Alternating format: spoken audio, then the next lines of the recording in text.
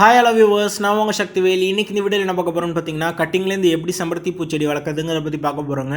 Video ஃபுல்லாக பாருங்கள். இந்த வீடியோ உங்களுக்கு பிடிச்சிருந்துச்சுன்னா லைக் பண்ணுங்கள் அண்ட் நம்ம சேனலை சப்ஸ்கிரைப் பண்ணிட்டு பக்கத்தில் இருக்க பெல் ஐக்கான் கிளிக் பண்ணுங்கள். அப்போ தான் புது வீடியோ அப்லோட் ஆனோடனே உங்களுக்கு நோட்டிஃபிகேஷன் வரும்.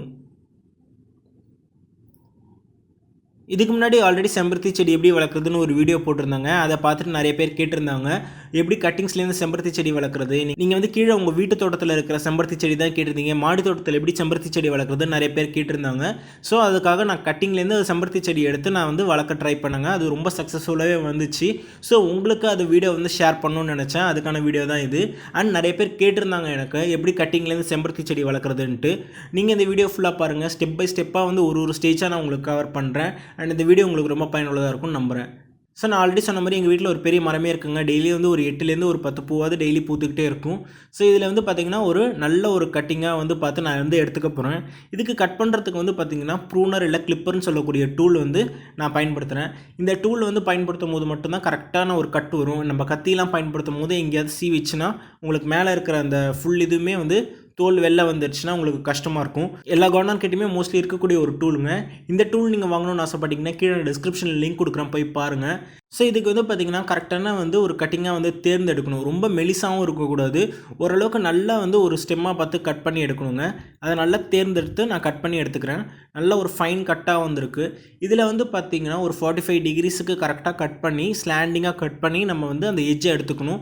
அந்த 45 டிகிரி ஸ்லாண்டாக கட் பண்ணியிருக்கோம்ல, அதுதான் வந்து மண்ணுக்குள்ளே போகணும். அதுக்கு மேலே வந்து ஒரு அரை இன்ச்சுக்கு என்ன பண்ணுங்கள், நல்லா கட் பண்ணி அந்த ஸ்கின் மட்டும் தனியாக எடுத்துருங்க. எடுத்துட்டிங்கன்னா அந்த வெள்ளை கலர் பகுதி மட்டும் உங்களுக்கு நல்லாவே தெரியும். ஸோ அந்த வெள்ளை கலர் பகுதியில் வந்து பார்த்திங்கன்னா உங்களுக்கு வந்து மேலே வந்து ஒரு கோட்டிங் மாதிரி கொடுக்கணுங்க. அது வந்து ரூட்டிங் ஹார்மோன் சொல்லுவாங்க. அது வந்து பார்த்திங்கன்னா ஆர்கானிக்காகவும் இருக்குது, இன்ஆர்கானிக்காகவும் இருக்குது. அது என்ன பண்ணும் அப்படின்னு பார்த்திங்கன்னா அந்த இடத்துல வேர் முளைக்கிறதுக்காக நல்ல ஒரு ஊக்கியாக வந்து செயல்படும்.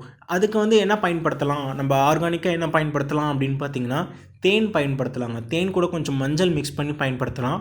இல்லைனா வந்து ஆலோவேரா ஜெல், அந்த கத்தாழை இருக்குல்ல, அந்த கத்தாழை ஜெல் நல்லா குழன்னு இருக்குமே, அந்த ஜெல் வந்து பயன்படுத்தலாங்க.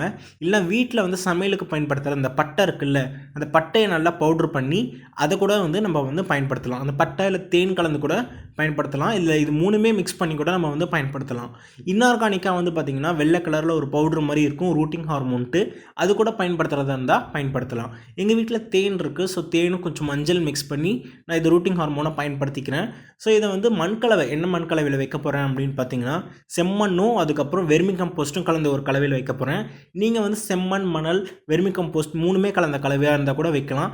இப்போதைக்கு என்கிட்ட வந்து மணல் சரியாக கிடைக்காததுனால நான் வந்து செம்மண்ணும் வெர்மி கம்போஸ்ட்டும் வச்சு நான் வந்து ட்ரை பண்ணுறேன்.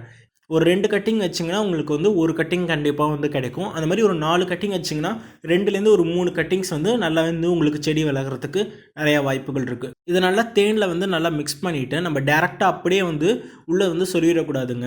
நீங்கள் ஆல்ரெடி வேறு ஏதாவது ஒரு குச்சி வச்சு நல்லா வந்து ஒரு ஹோல்ஸ் மாதிரி நல்லா போட்டுக்கிட்டு மண்கலவையில் வந்து இந்த கட்டிங்ஸ்லாம் வச்சுட்டு நல்லா தண்ணி ஊற்றிடுங்க. தண்ணி ஊற்றுறதுக்கப்புறம் வந்து பார்த்திங்கன்னா ட்ரெயின் ஹோல்லாம் கரெக்டாக இருக்கான்னு பாருங்கள். கரெக்டாக இருந்துச்சுன்னா அதுக்கப்புறம் மேலே வந்து ஒரு கவர் மாதிரி போட்டு மூடி வச்சுருங்க.